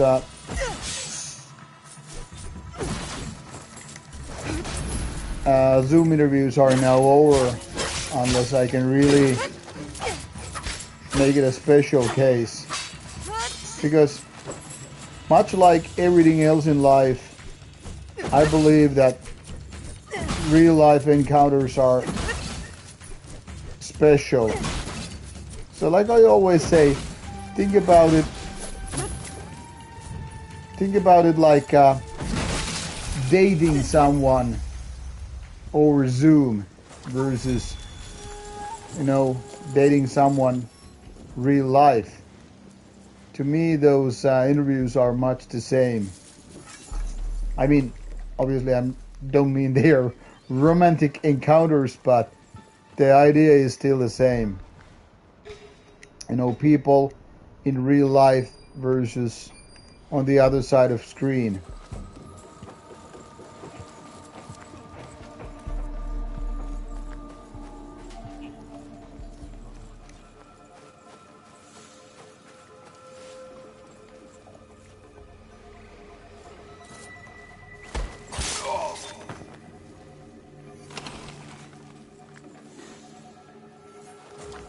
Much more intimate atmosphere and questions in person. Plus, I love some of the vibes from settings. Yeah, exactly. That's my point too, Ritz. I mean, there's always totally different feeling when it's, you know, when you meet someone face to face. You know, because so much in human communication, it's about body language and all. You know, it's about gestures, tone of voice, all that stuff, which might not feel evident, but when you do this kind of stuff long enough, the more... Yeah, that's true. So the more you do these kind of interviews over time, the more evident it kind of That makes sense too. IRL is much more authentic. When I was a political journalist, people could be more fake and curated over the phone. Well, if you have been political journalist or journalist in general, then you definitely know what I'm talking about. Because it's totally different when you can really fake that stuff. I mean, obviously video interviews are a little bit different than going for text messages, phone calls, emails, but still, you know, the difference is right there. When you see somebody, whether their hands are shaking or whatever.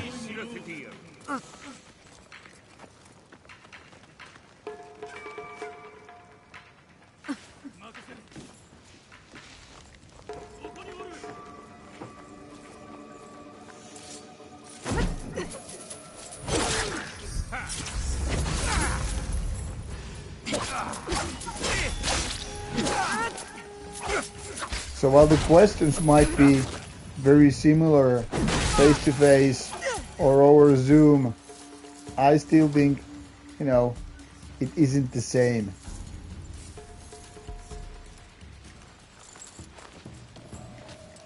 So I tried to, of course, interview as many bands as possible, but you know, sometimes geographical challenges play quite a bit a role in it.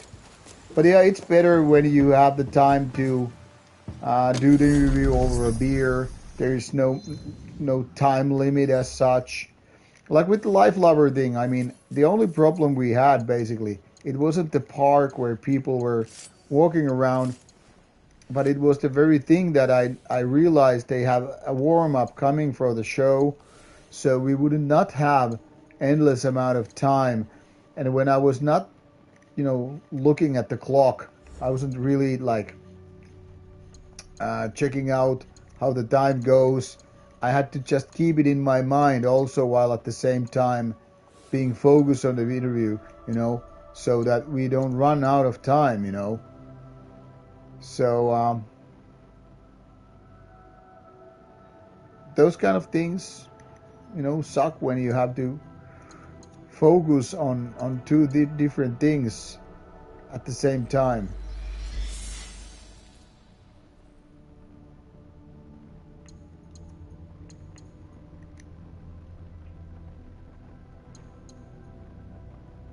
Beer makes everything better. Grinning face with smiling eyes.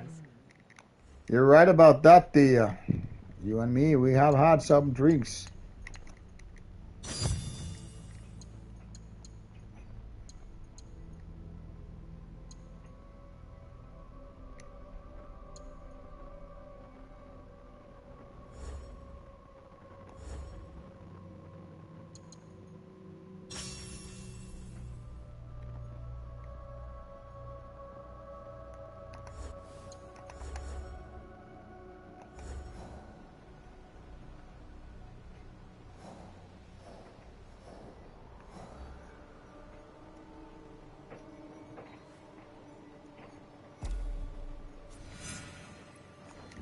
Alright, time to move out from this place, take the fast travel and save the game.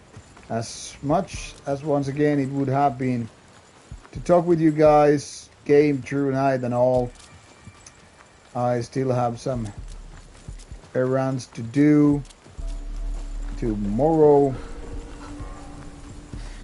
So I'm just gonna finish the gaming session for tonight. It's nice that And you can get a sense for who they are personally by drinking or sharing a nice time with them. yes, Bryce, exactly. For me, it's very important to get sit down in a very relaxed manner with the given artist or artists, and just take it easily without being so much like some tight work schedule or whatever. Because in my opinion, it makes a big difference when the artist you know has the time and possibility to just you know sit down with no outside pressure. And by outside pressure, I really mean when it's like, hey, okay, you got 20 minutes. I remember some of the first interviews I did at some festivals.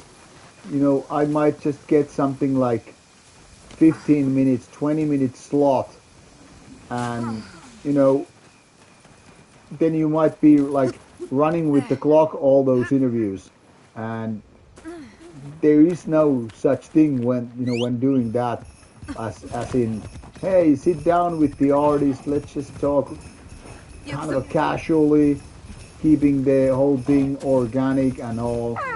So it's like a very very different setting when you have that kind of a sit down with an artist without no strict timeline, and when you can have those beers, like for example that those interviews in Greece with the Magus. Well, we had coffee, not beers, but still, or with Nocturnal Depression or Sad, you know, we just had beers, and I think it was really really nice, not a strict hassle, but just sitting down, doing the talking, and taking it where it naturally goes. All that stuff. But now, unfortunately, Mr. Rauta has to go to sleep. It's 20 past 2, and I don't want to sleep all day. I mean, I do like sleeping all day and being a night owl, but tomorrow I have still some stuff to do and band rehearsals and all that stuff. So we'll be back tomorrow for more game streaming. So stay tuned for more metal and gaming related talking. And of course, people, enjoy your weekend while there is something left of it. And catch you later. Don't be a stranger. And as always, stay metal. Good night. Take care.